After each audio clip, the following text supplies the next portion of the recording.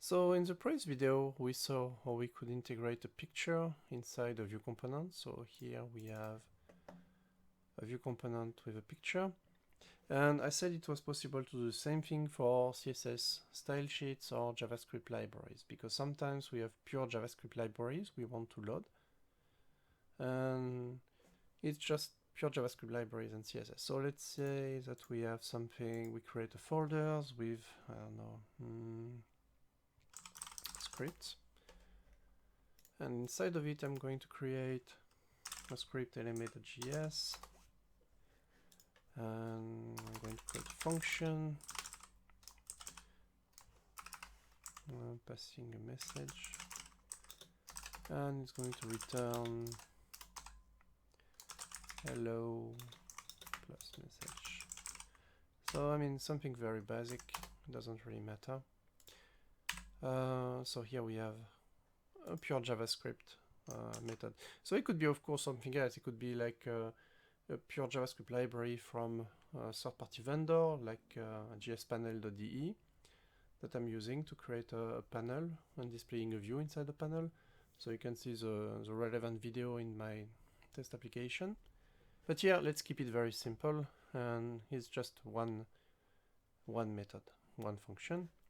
And this method has as well a CSS file, so it would be lma.css. And inside of here, I'm just going to copy a style that we defined earlier. So here we have a style. And because this is going to be loaded globally, I want to load that globally. You need to be careful in both cases about the name of the methods, by the way, in order not to collide with a BMC method or third-party method. So come example sample app, I'm going to here put green. Here I'm going to pick up green. And here I'm going to pick up a light green. Okay. So technically here the name of my method should not be test.me, should be come example sample app test.me, so it doesn't collide. And as we saw in the previous video, when I'm going to build it, it's going to be available inside the this folder under sample app resources. So here the script folder will be here, will be copied here automatically. And this is because in angular.json we have under the assets section, we have this copy that whatever is inside the assets folder is going to copy under this folder. And like I said in the previous video, this is very important that here you don't have your come example sample app, but just sample app, which is artifact ID. And the artifact ID, you can find it here in the package.json under artifact ID. The reason you need that is because once Maven is going to copy the resources, it's going to look for specifically this path to copy resources and not another one. So if you change this path to come example dash sample app, for example, it will not find it, so it won't work. So this path, output path, is very important. So now we have our two files, and what I want to do is take this class. I'm going to take the view component that we created in the previous tutorial that was displaying a very nice picture. And what I want is to add, just to create a div with a class, no, just a class. And this class would be green container, and inside of it I would put, I don't know, I would put a text. I would put actually the message that is here. So I want to display this message using this class, and I want to use my method. So to use a method, it's a bit cumbersome because of Angular. You cannot just go here and say, well, I know that this method is going to be available globally, so I just want to do something like this. No, that's not going to work because you don't import it. So Angular doesn't know about this method at all. So in this case, a trick that you can find in a lot of tutorials is to declare it statically. So you go inside your component, you say that you have something like declare var, and you take your method name and you type it as any, which is very ugly, but that's what we want. And now you can see that WebStorm doesn't complain, but the thing, of course, it doesn't know anything about this method, right? So you need to be sure that everything is actually done properly. So here I'm going to put a name. Let's give it a name. So here it was hello. So let's put Amélie. So here we will have some text. So I'm going to say welcome message.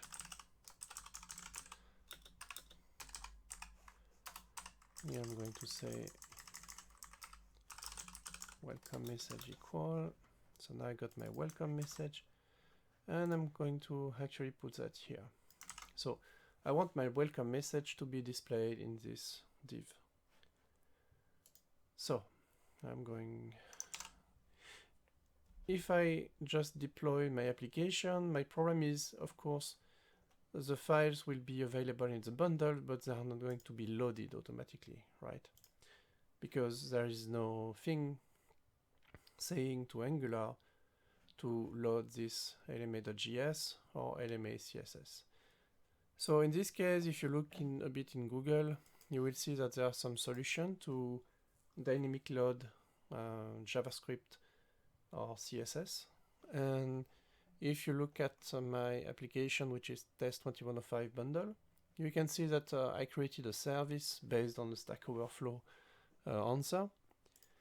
And this service is the one I'm copying it right now. It's dynamic script loader service.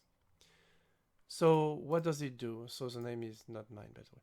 So what does it do? What does it do? Well, it's very simple. It will just load whatever you want. So here you could say, I want to load a script from Google, which is on a CDN, for example, or a style from a CDN, or I mean any URL, and it will create a script, or it will create a CSS entry inside the head, inside the document, inside the page head.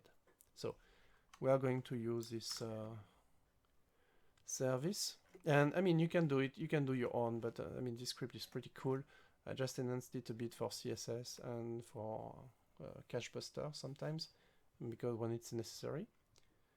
There will be a full description in other videos, but here the idea is just you pass a link to a script or CSS and it will load it dynamically. So let's see how we can use that. So first of all, of course, I need to import it.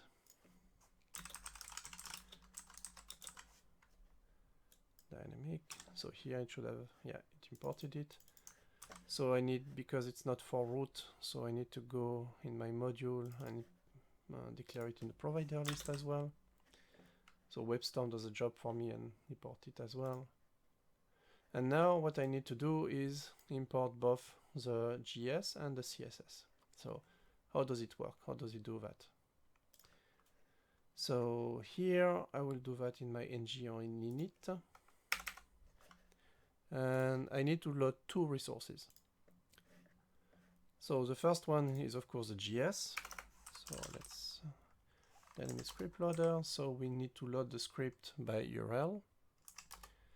And as you remember, in the last tutorial, we have a little issue where the path to the resources which are in assets can be different when you are in production and when you are in development mode. So to avoid that, because they are in the assets folder, we are going to leverage the asset path again. So I'm going to use asset path. That is here. So I'm going to do this plus. And if you remember from last time, the asset path stops at resources. If we go here, you can see that it stopped at resources /.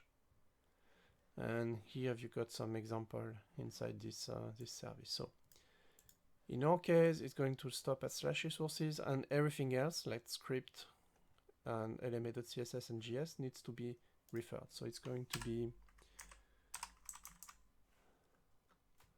scripts lma.js, and we have another one which is lma.css. Okay, so here we have both our resources, and now it complains. What does it say? It expects 2 arguments but got 1. Why does it expect 2 arguments? It's because the script is pretty smart. So if I go here, you can see that I've got a script URL and a script ID. So what does that mean? That means that, let's say that you have several components using the same in the same view, or in different views actually. You don't really want to load multiple times the same script, right? And add it multiple times in the document head. You don't want to do that. For performance reasons, for other reasons, I mean, there is loaded once, it's loaded once, you don't need to load it another time. So the way it works is you give it like an identifier.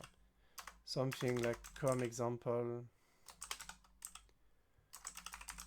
sample app, lma.js. And you do the same thing for the CSS. And now what it is going to do is, let's say that you are in multiple view components in the same view or in a different view.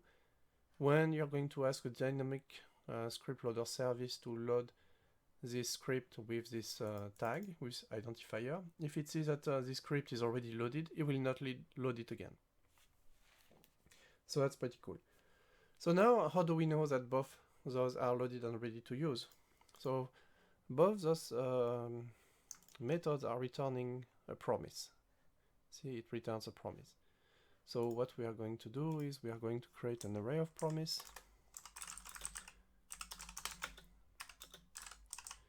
And we are going to push each one of them inside this array.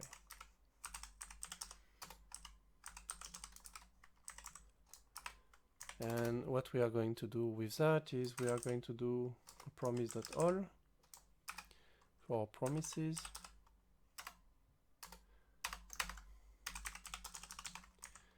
And once it's done,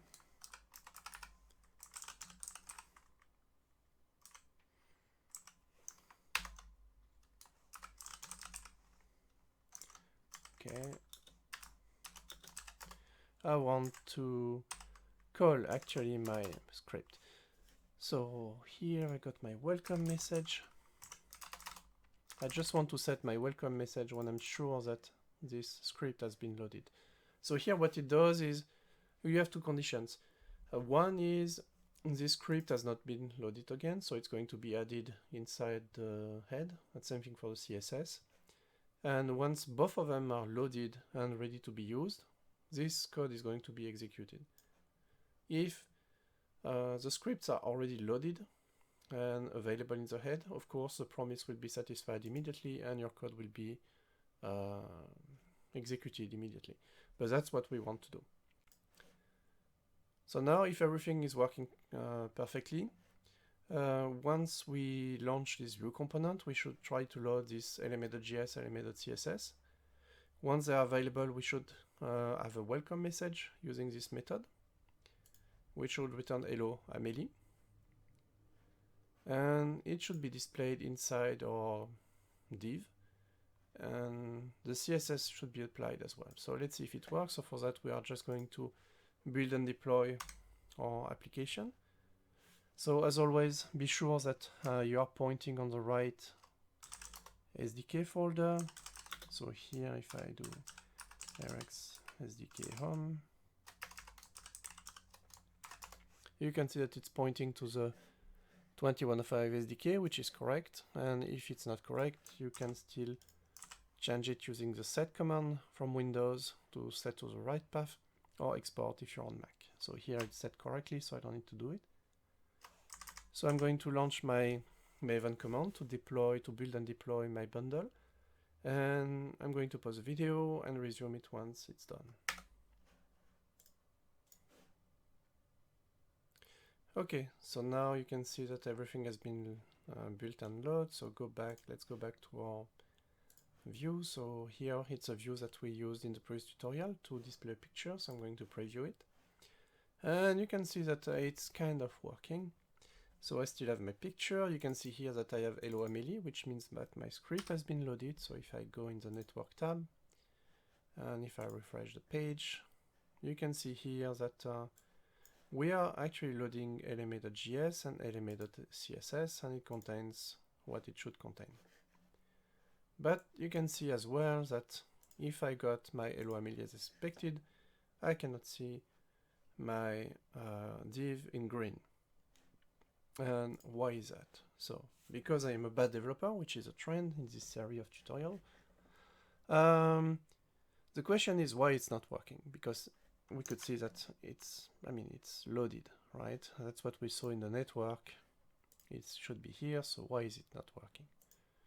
Well, it's not working because, let's see if we have it here, LMA.js. So as you can see here that we have two scripts. Come example, sample app LMA.js, which is the identifier that we choose. Oh, and look, here it's available, yes, but as a script. I mean, it's not a script, it's a CSS. So let's try to fix that. So here we have load script by URL. Let's see what kind of method we have. Oh, we have a load style sheet by URL. So here it's working on the same principle. You give a URL and you give an ID. So that must be a mistake. So let's check if the mistake is fixed running in debug mode. So as always, to run debug mode, you use npm start with API host as the value of the Innovation Studio domain or IP. You don't need to pass the port 8008. And let's see how it runs in debug mode. So I'm going to pause the video and I'm going to resume it once the debug mode is launched. Okay, so the debug mode is launched, which is ngserve. It's available on the localhost 4200. So I just need to copy the URL from my view and paste it after the localhost 4200. So you might have to log in again because, like I said, it's a different session. And you can see that now everything is working fine. Let's try to find our sample app.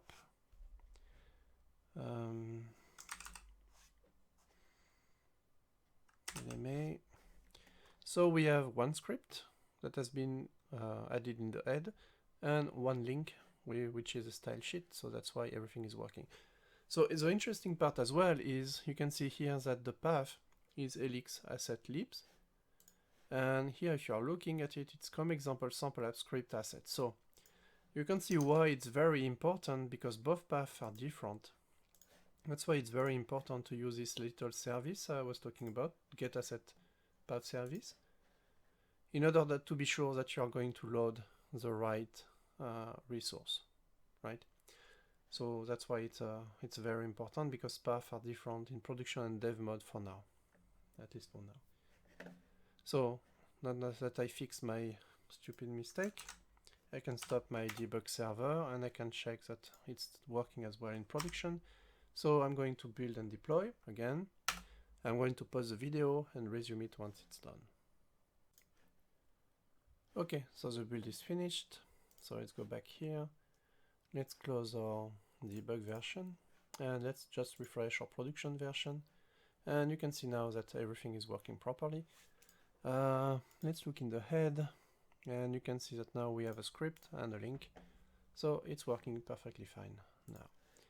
So in this video we saw we could dynamically load a pure JavaScript or pure CSS if we wanted to, and putting them inside asset. Of course, like I explained in the tutorial, in the first tutorial, so you don't have to global styles tutorial, so you can watch. You don't have to put your CSS here.